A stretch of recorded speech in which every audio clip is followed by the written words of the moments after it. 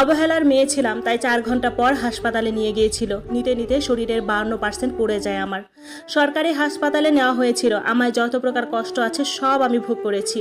বাসা থেকে নেওয়া হয়েছিল 4 ঘন্টা পর, আর সেখানে গিয়ে চিকিৎসা পেলাম 1.5 ঘন্টা পর। 26 দিন ভর্তি ছিলাম। সেখানে এক একটা মুহূর্ত যেন আমার নরকের মতো কাটছিল। পুড়েছিলাম 44%, কিন্তু নিতে নিতে আর চিকিৎসা পেতে পেতে 52% হয়ে গেছে। যাই হোক, অনেক কষ্টের পর চিকিৎসা পেলাম। ডাক্তার যখন ড্রেসিং করতে আসে তখন মনে হয় এই মরে যাচ্ছি। আমার চিৎকারে সারা হাসপাতালের মানুষ একসাথে হয়েছে, তবুও আমার শাশুড়ি আমার কাছে আসেনি।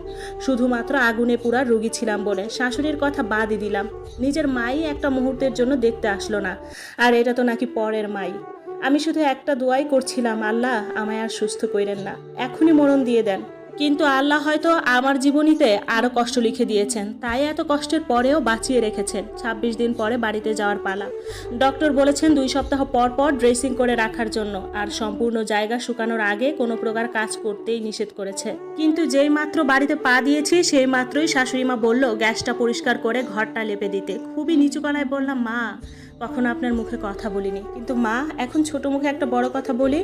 ডক্টর আপনার সামনেই বলল কোনো প্রকার কাজ করা যাবে না। তখন তিনি আমার মাকে নিয়ে গালি দিয়ে বলল, ডাক্তার এরকম কয়, তরে যা বলছি কর, নাইলে একটা ভাতের দানাও মুখে জুটবে না। এই বলে দিলাম। কি আর করা, এই পুরা শরীর নিয়েই ঘরটা লেপে দিলাম। তখন মনে হচ্ছিল আমার জীবনটা বেরিয়ে যাচ্ছিল। তার ঠিক কিছুদিন পর আমার ড্রেসিং করার কথা। আমার শাশুড়িকে করে দিতে বলা হয়েছে, কিন্তু আমি তো ভালো করেই জানি উনি তো কখনোই দিবেন না। তাই নিজেই নিজেরটা করার জন্য ব্যান্ডেজ খুলতেছি।